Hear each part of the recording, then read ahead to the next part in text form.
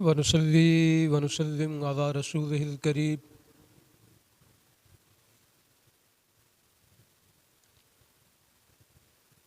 أما بعد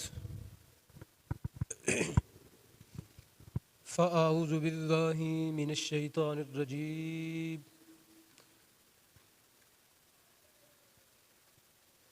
بسم الله الرحمن الرحيم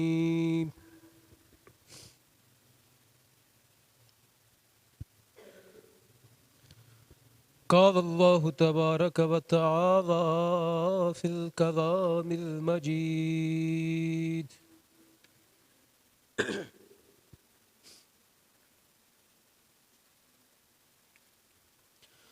لا إكراه في الدين قد تبين الرشد من الغي فمن يكفر بالطاغوت ويؤمن بالله فقد استمسك بالعروة الوثقى لا انفصام لها والله سميع عليم آمنت بالله صدق الله العظيم وصدق رسوله النبي الكريم الأمين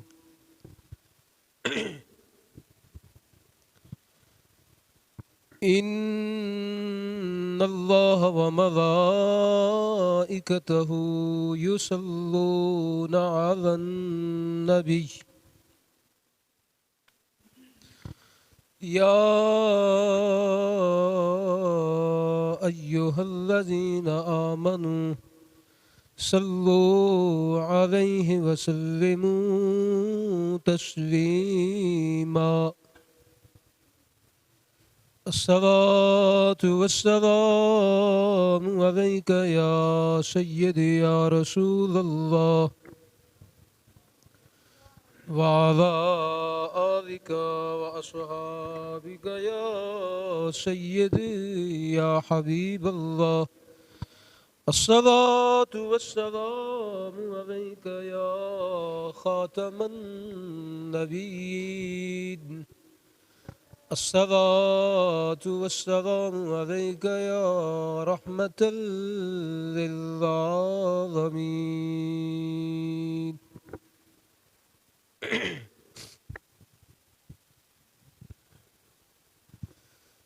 زمین و زمان تمہارے لیے مکین و مکان تمہارے لیے چنین و چنا تمہارے لیے بنے دو جہاں تمہارے لیے زمین و زمان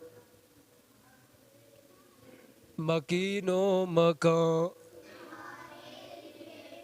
چنین و چنا تمہارے لیے بنے دو جہاں تمہارے لیے دہن میں زبان تمہارے لیے بدن میں ہے جان تمہارے لیے ہم آئے یہاں تمہارے لیے اٹھے بھی وہاں تمہارے لیے زمین و زمان تمہارے لیے مکین و مکان تمہارے لیے اصالت کل امامت کل سیادت کل امارت کل حکومت کل ولایت کل خدا کے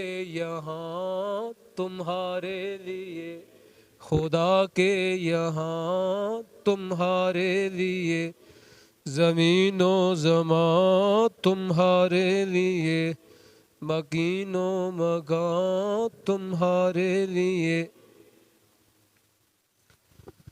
اللہ رب العالمین جل جلالہ وعم نوالہ واتم برہانہ وعظم شانہ کی حمد و ثنا سید دو عالم سید کون و مکان شفیع مذنباں حضور تاجدار ہر دو زماں صلی اللہ تعالی علیہ وسلم کی بارگاہ اقدس میں ہدیہ درود و سلام خداوند قدوس کی بارگاہ میں دعا ہے ہم سب کا پروردگار ہماری آج کی نماز جمعہ کی حاضری کو اپنی بارگاہ اقدس میں مقبول و منظور فرمائے اور رب العالمین اس کی برکت سے ہمیں صغائر و کبائر کی معافی عطا فرما دے۔ معزز محتشم سامعین و ناظرین، عزیزم طلباء و طالبات، پچھلے جمعۃ المبارک کو بھی میں نے آپ کے سامنے کچھ باتیں اس حوالے سے کی تھیں جو میں نے آج معروضات پیش کرنی ہے کہ اس وقت پاکستان کی سپریم کورٹ نے ایک بہت ہی حساس مسئلہ جو ہے وہ چھیڑ رکھا ہے اور پورا پاکستان جو ہے وہ لرزہ بر اندام ہے، تشویش کی لہر دوڑ چکی ہے ہر طرف۔ جو حساس دل ہیں وہ تڑپ رہے ہیں کہ یہ کیا ہونے جا رہا ہے۔ پاکستان کی جغرافیائی سرحدوں کی جہاں پہ دعائیں مانگی جا رہی ہیں وہاں پہ پاکستان کی نظریاتی سرحدوں کے بارے میں بھی بڑی تشویش چل رہی ہے اسلامیہ نے پاکستان کو۔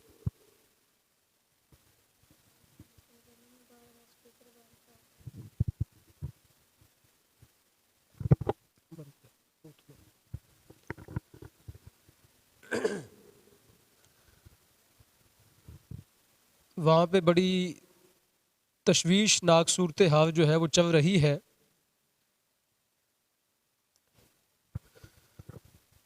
تو اس حوالے سے یہ بات بڑی پریشان کن ہے کہ پاکستان اللہ رب العالمین کی نعمتوں میں سے ایک عظیم نعمت ہے اور رسول کریم صلی اللہ تعالیٰ علیہ وسلم کی محبتوں کا امین ہے۔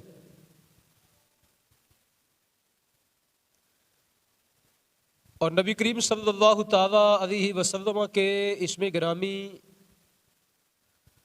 اور آپ کی محبتوں کی بنیاد پر اس ملک کی نظریاتی سرحدیں اٹھائی گئیں، اس ملک کو بنایا گیا۔ تو آج اس ملک کے ساتھ جو ہے وہ اگر کوئی ادارہ یا کوئی بھی شخص یا کوئی جماعت چھیڑ خانی کرے گا تو یقیناً جو اسلامیہ نے پاکستان ہے وہ تشویش کے اندر مبتلا ہو جائیں گے۔ جو فیصلہ ہماری سپریم کورٹ نے دیا ہے اس کے اندر جو موٹے موٹے نکات ہیں وہ آپ کے سامنے بیان کرنا چاہتا ہوں اور سن کے آپ بھی پریشان ہو جائیں گے۔ ہم تو پریشان ہیں ہی ہیں، جتنا مذہبی طبقہ ہے، جتنے لوگ ہیں نبی کریم علیہ السلام سے واضحانہ محبت کرنے والے لوگ ہیں وہ سارے ہی پریشان ہیں کہ پاکستانی سپریم کورٹ کے اندر ایک ضمانت جو ہے وہ آتی ہے، ضمانت دائر ہوتی ہے کہ ہمیں ضمانت دی جائے۔ ایک شخص جو ہے وہ 2019 کے اندر پکڑا جاتا ہے ربوے سے۔ کہاں سے؟ ربوہ سے پکڑا جاتا ہے، جس کو وہ چھوٹا قادیان بھی کہتے ہیں۔ بڑا قادیان انڈیا کے اندر ہے اور چھوٹا قادیان وہ پاکستان کے اندر کہتے ہیں۔ اور ایک بندہ گرفتار ہوتا ہے اور اس پر گرفتاری کی وجہ یہ بنتی ہے کہ اس بندے نے قرآن حکیم کی ایک تفسیر اپنے ادارے کے اندر، جہاں بچے پڑھتے تھے وہاں ادارے کے اندر قرآن پاک کی ایک تفسیر صغیر کے نام سے، جو مرزا قادیانی کا بیٹا ہے، مرزا بشیر الدین محمود، مرزا غلام قادیانی کا بیٹا ہے مرزا بشیر الدین محمود، اس نے لکھی ہے قرآن پاک کی ایک تفسیر۔ اب کتنا بڑا ظلم ہے کہ ایک بندہ نان مسلم ہو، پاکستان کا آئین کہتا ہے یہ مسلمان نہیں ہے، قرآن کہتا ہے یہ مسلمان نہیں ہے، حدیث مصطفیٰ کہتی ہے یہ مسلمان نہیں ہے، پوری امت کہتی ہے مسلمان نہیں ہے، تو اب وہ بندہ قرآن کی تفسیر کر رہا ہے. کیا کر رہا ہے؟ قرآن کی. اب یہ بات ایک بڑی عجیب سی بات ہے کہ ایک بندہ جس کو آئین، قانون، قرآن، سنت ساری امت کہہ رہی ہے کہ ان کا اسلام کے ساتھ تعلق نہیں، وہ بندہ قرآن کی تفسیر کرنے بیٹھ جائے تو یہ بذات خود ایک جرم ہے. بذات خود یہ ایک جرم ہے کہ قرآن کی تفسیر یہ بندہ کرے گا جو پہلے جس کا اسلام جو ہے وہ کوئی ماننے کے لیے تیار ہی نہیں ہے، یہ بندہ قرآن کی تفسیر کرے گا.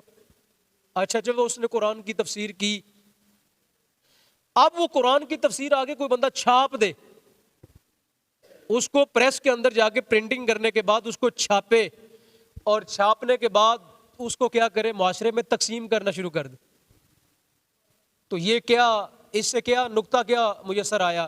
یہ میسر آیا کہ گویا وہ قرآن کی تفسیر چھاپ کے جب اس کو تقسیم کر رہے ہیں تو گویا وہ کیا کر رہے ہیں؟ وہ دعوت دے رہے ہیں. کیا کر رہے ہیں؟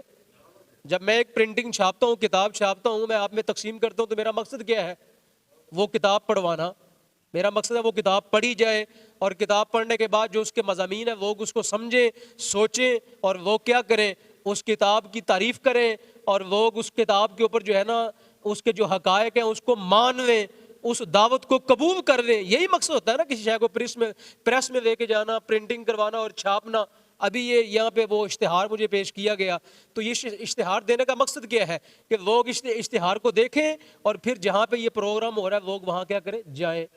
وہاں کیا کریں؟ لوگ جائیں. تو مقصد اس کا کیا ہے؟ دعوت دینا. تو اب اگر جو ہے نا وہ قادیانی تفسیر رکھے قرآن کی، پھر اس کو چھاپے، پھر اس کو تقسیم کرے، پھر اس کو پڑھایا جائے، تو یہ ساری باتیں کس زمرے میں آ گئیں؟ دعوت اور تبلیغ کے زمرے میں. دعوت اور تبلیغ کے زمرے میں آ گئیں. اب جو ہے وہ کسی بندے نے اس کے اوپر کیس کروا دیا، ایف آئی آر کا اندراج کروا دیا کہ یہ بندہ غیر قانونی کام کر رہا ہے، جو پاکستان کے آئین کے خلاف ہے، پاکستان کی پارلیمنٹ کے خلاف ہے، پاکستان کی سپریم جو کورٹ ہے اس کے فیصلوں کے خلاف ہے. اس پر ایف آئی آر درج ہو جاتی ہے، اور ایف آئی آر کے درج ہونے کے بعد جو ہے وہ بندہ پکڑ کے جیل میں ڈال دیا جاتا ہے. اب جو ہے وہ سیشن کورٹ اس کی ضمانت نہیں لیتی، ہائی کورٹ جو ہے اس کی ضمانت نہیں لیتی. اب وہ آ جاتے ہیں اپنا کیس اٹھا کے سپریم کورٹ میں، اور سپریم کورٹ کو کہتے ہیں اس بندے کی ہمیں ضمانت دو، اس بندے کو رہا کرو. ضمانت کے اوپر اس بندے کو کیا کرو؟ رہا کرو. اور ان کے وکلاء پیش ہوتے ہیں، اور وکلاء کے پیش ہونے کے بعد جو ہے وہ اس بندے کو سپریم کورٹ ضمانت دیتی ہے. اور ضمانت دینے کے ساتھ سپریم کورٹ سے وہ چیز جو مانگی نہیں گئی، وہ چیز جو صرف اتنا کہا کہ اس کو ضمانت دے دیں، تو سپریم کورٹ کیا کرتی ہے؟ ضمانت دینے کے ساتھ کہتی ہے نہیں نہیں تمہیں کچھ اور بھی میں دے دیتی ہوں ساتھ ساتھ. جو چیز سپریم کورٹ سے مانگی نہیں کسی بندے نے، سپریم کورٹ اپنی طرف سے کہتی ہے کہ میں تمہیں یہ بھی دیتی ہوں. کیا دیتی ہوں؟ کہ تم اس کتاب کو مزید چھاپو اور مزید تقسیم کرو.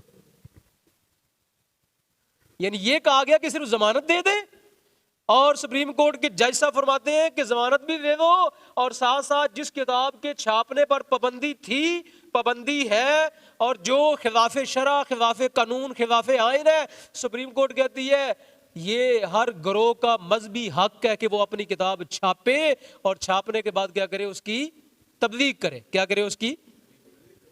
تو اب یہ بات جو ہے، جو چیز آپ سے مانگی نہیں گئی آپ کو کیا ضرورت ہے؟ آپ سے مانگا گیا تو ضمانت دے دے بس اس کی. تو ضمانت آپ نے دینی ہے، دے دے ضمانت.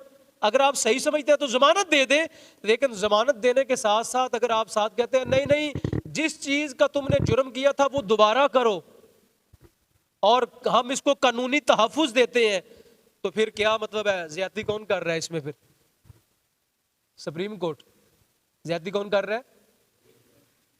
کہ جس جرم میں وہ بندہ پکڑا گیا وہی جرم اس کو کہا جا رہا ہے کہ تم دوبارہ پھر کر لو، ہم تمہیں اجازت دیتے ہیں، قانونی تحفظ دیتے ہیں. کیا کہہ گے؟ کہ آئین کا آرٹیکل 20 کہتا ہے. جج صاحب نے باقاعدہ آئین کا جو پاکستانی آئین ہے، یہ میرے پاس پڑا ہے اس وقت سامنے موجود ہے، یہ دیکھیں 1973 کا آئین جو ہے اسلامی جمہوریہ پاکستان کا، یہ آئین، اس کا ایک آرٹیکل ہے 20. اس کے اندر یہ لکھا ہوا ہے کہ ہر پاکستان کے شہری کو اپنے جتنی بھی اپنی مذہبی روایات ہیں ان کو لکھنے کا، پڑھنے کا، ان کو چھاپنے کا، اپنی عبادت گاہ کے زمرے کے اندر تقسیم کرنے کا حق ہے. تو ساتھ ساتھ وہ جو ہے نا سپریم کورٹ کے جج صاحب جو ہے اس آئین کا حوالہ دیتے ہیں آرٹیکل 20 کا. کس کا؟ آرٹیکل 20 کا حوالہ دیتے ہیں اور کہتے ہیں کہ یہ 20 کا جو حوالہ ہے یہ قادیانیوں کے لیے بھی آئین نے تحفظ دیا ہے کہ تم اپنے مذہبی ادارے بناؤ اور اپنے مذہبی اداروں کے اندر کیا کرو؟ اپنی کتابیں چھاپو اور چھاپنے کے بعد کیا کرو؟ ان کو تقسیم کرو. کیا کرو؟ ان کو تقسیم کرو. اب یہ جج صاحب اس کا حوالہ دیتے ہیں. صرف اس کا حوالہ نہیں دیتے, ایک دوسرا آرٹیکل ہے 20 کے ساتھ اگلا 22, یعنی 21 کو چھوڑ دیں اور آگے 22 نمبر آرٹیکل ہے اسی آئین کا, اس کے اندر کیا لکھا ہوا ہے اس کا حوالہ دیتے ہیں. ساتھ جج صاحب کہتے ہیں کہ اس کے حوالے سے ہر ایجوکیشنل ادارہ, جو بھی انسٹیٹیوٹ ہے, جو بھی انسٹیٹیوٹ ہے, ادارہ ہوتا ہے جو پڑھائی لکھائی کا ادارہ ہے, اس ادارے کے اندر ہر مذہبی گروہ کو اپنی تعلیم کو رائج کرنے کا پورا پورا حق ہے. تو ساتھ وہ کہتے ہیں, کیا کہتے ہیں؟ کہتے ہیں آرٹیکل 20 اور آرٹیکل 22 کے تحت جو ہے یہ قادیانیوں کو بھی مذہبی آزادی حاصل ہے اور ساتھ ساتھ ان کو اپنے اداروں کے اندر اپنی جو تعلیمات ہیں اس کو بھی جاری و ساری کرنے کا کیا ہے؟ پورا پورا حق ہے. یہ کون کہہ رہا ہے؟ یہ پاکستان کی سب سے بڑی عدالت کا سب سے بڑا جج, پاکستان کی سب سے بڑی عدالت کا سب سے بڑا جج کہہ رہا ہے. اور جو جج پاکستان کے آئین کا حلف اٹھا کے آیا تھا کہ میں اس آئین کی کیا کروں گا؟ پاسداری کروں گا, اس آئین کے خلاف نہیں جاؤں گا, اس آئین کی وائلیشن نہیں کروں گا, اس آئین کو میں جو ہے وہ غیر مؤثر نہیں کروں گا, میں اس آئین کا تحفظ کروں گا. میں اس آئین کا کیا کروں گا؟ جتنے بھی جج ہوتے ہیں وہ کس کا تحفظ, کس کی حلف اٹھاتے ہیں؟ اس آئین کا حلف اٹھاتے ہیں کہ ہم اس کا کیا کریں گے؟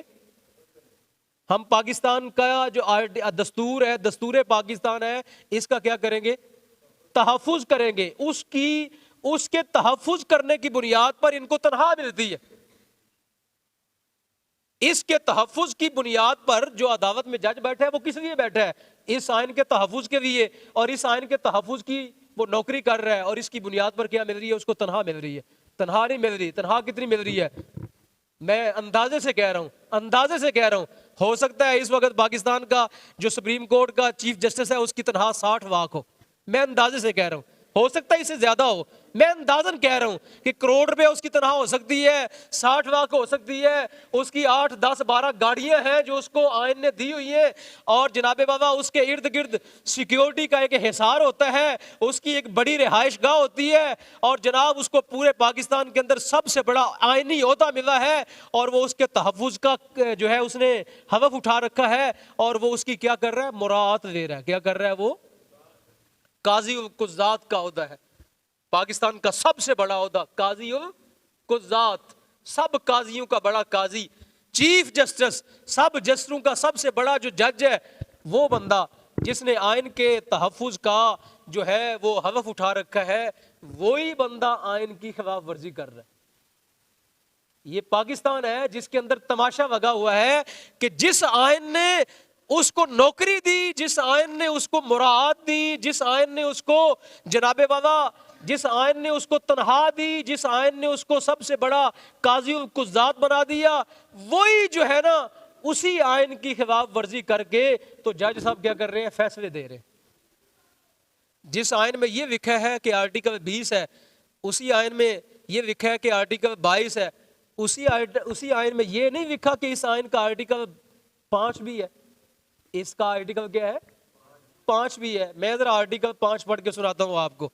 بات کرتے ہیں قرآن کی, لیکن مسلمان جس ملک میں رہتا ہے اس کے قانون کی پابندی بھی اس پر ہوتی ہے اور اس کا قانون جو ہے, اور یہ والا جو آئین ہے اس کے اندر قرارداد مقاصد ہے. اس کے آخری صفحے میں قرارداد مقاصد ہے جو 1949 میں منظور ہوئی تھی اور اس میں یہ لکھا تھا کہ کوئی اس ملک کے اندر کوئی قانون نہیں بنے گا جو قرآن و سنہ کے خلاف ہوگا. جو قرآن و سنہ کے کیا ہوگا؟ اصل جو اس ملک کا آئین ہے وہ کیا ہے؟ قرآن و سنہ سپریم لا ہے. قرآن و سنہ کیا ہے؟ اور پاکستان کی پارلیمنٹ کے اوپر سب سے پہلے اوپر کیا لکھا ہوا ہے؟ لا الہ محمد الرسول اللہ. مطلب یہ ہے کہ یہ کلمہ ہے جس کی بنیاد پر یہ ملک بنا تھا اور یہی اس کا اصل دستور ہے. اور جو سپریم کورٹ کی عدالت ہے اس کے اندر لکھا ہے اعدلوا هو اقرب للتقوی. وہ ایک بنا ہے وہاں تکڑی سی بنی ہوئی ہے اور اس کے ساتھ لکھا ہے کہ عدل کرو چاہے تمہارا قریبی کیوں نہ آ جائے. ٹھیک ہے، اسی کا آرٹیکل 5 ہے، اسی کا آرٹیکل 5 ہے۔ اس آرٹیکل 5 کا مطلب کیا ہے ذرا سنیے گا۔ اس کا مطلب ہے، یہ دیکھیں انگلش میں لکھا ہوا ہے liability to state and obedience to constitute and لا۔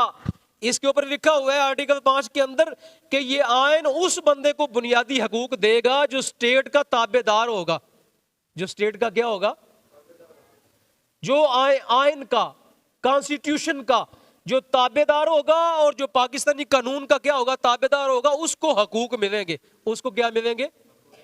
جو ریاست کا تابع دار ہوگا، اسٹیٹ کا تابع دار ہوگا، جو اسٹیٹ کا تابع دار ہوگا اس کو حقوق ملیں گے، جو قانون کا تابع دار ہوگا اس کو حقوق ملیں گے، جو ریاست کا تابع دار ہوگا اس کو حقوق ملیں گے، جو آئین پاکستان کا تابع دار ہوگا اس کو کیا ملیں گے؟ حقوق ملیں گے۔ تو سب سے پہلے جج صاحب یہ تو بتاؤ، قادیانی پاکستان کی ریاست کے تابع دار ہیں؟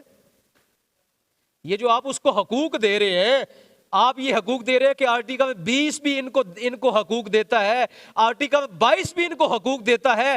پہلے یہ بتاؤ یہ آرٹیکل 5 کی تابع داری کرتے ہیں؟ ریاست پاکستان نے کہا تھا نا کہ یہ غیر مسلم ہے، یہ کس نے کہا؟ قادیانیوں کو غیر مسلم کس نے کہا؟ آئین پاکستان نے کہا نا۔ کیا قادیانیوں نے اپنے آپ کو غیر مسلم مان لیا؟ جو غیر مسلم مانتا ہے وہ قرآن کی تفسیر کرے گا؟ قرآن کی تفسیر کرنا بذات خود اس بات کی دلیل ہے کہ وہ اپنے آپ کو کیا مانتے ہیں۔ بھائی جو مسلمان اپنے آپ کو نہیں مانے گا وہ قرآن کی تفسیر کرے گا؟ قرآن کی تفسیر کون کرے گا؟ وہ بندہ جو اپنے آپ کو کیا کہتا ہے۔ اذان کون دے گا جو اپنے آپ کو کیا کہتا ہے؟ مسجد کون بنائے گا؟ لا الہ الا اللہ محمد رسول اللہ کون پڑھے گا؟ تو وہ تو اپنے آپ کو مانتے ہی مسلمان ہے، جبکہ آپ کی ریاست اور آپ کا قانون اور آپ کا آئین یہ کہہ رہا ہے، کیا کہہ رہا ہے کہ یہ کیا ہے؟ غیر مسلمان۔ یہ کیا ہے؟ تو آپ کی ریاست کی تو انہیں تابع داری کی نہیں ہے، آپ کے آئین کی تو انہیں تابع داری کی نہیں ہے، آپ کے قانون کی تو انہیں تابع داری کی نہیں ہے۔ جب آپ کے آئین، قانون اور ریاست کے وہ تابع دار ہیں نہیں تو آپ یہ حقوق کس کو دے رہے ہیں؟